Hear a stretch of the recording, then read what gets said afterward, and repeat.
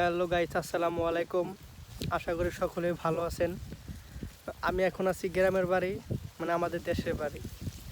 তাই ভাবলাম দেশে যেহেতু আসছি তাহলে ক্ষেতগুলো একটু দেখে যাই, মানে আমাদের ধান ক্ষেতগুলা।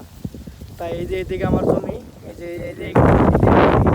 আর ওই পাশে একটা ক্ষেত, এটা হচ্ছে আমাদের।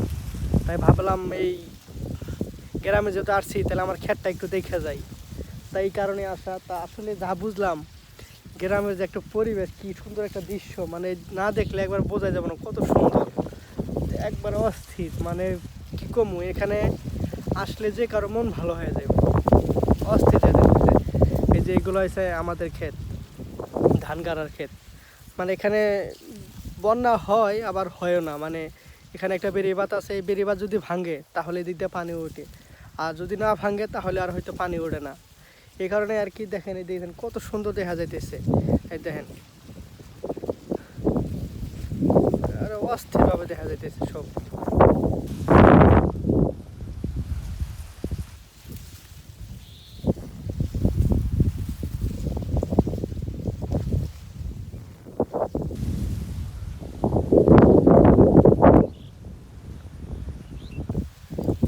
আরেকজন আছে আমার লগে, আমার বন্ধু, ওইটা মানে তাকে এই গ্যান্ডারি ক্ষেত আছে, তারা এই গ্যান্ডারি ক্ষেত দেখতেছে। ঘুরি আর ঘুরি, কি করবো, ভাল লাগতেছে না তো, তাই আর কি খালি ঘুরতেছি। হাইরে বাতাস, কি ঠান্ডা বাতাস, কি সুন্দর। আমার খুব ভালো লাগতেছে, মন চায় না এরকম ভাবে, মানে রোদ নাই তো, মানে সুন্দর আবহাওয়া, মানে ঠান্ডা বাতাস, সেই ভালো লাগতেছে। আর আকাশটা তো সেই সুন্দর হয়েছে, মানে কি কমু।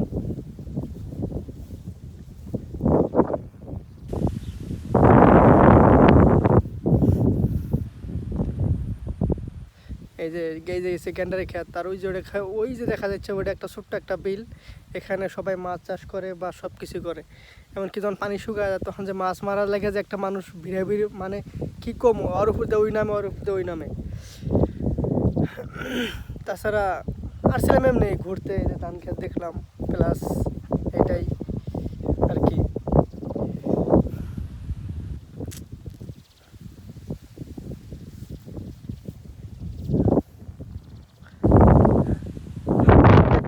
আমার থেকে কই যে গেল, আমি তো এটা বুঝতে পারতেছি না। আমার বন্ধু এটা থাকে, কই তুই থাক, আমি একটু আসি, না জানি ওই কই জান লুকাইলো। এই যে এই খেতে গেছে, এই গ্যান্ডারি খেতে গেছে।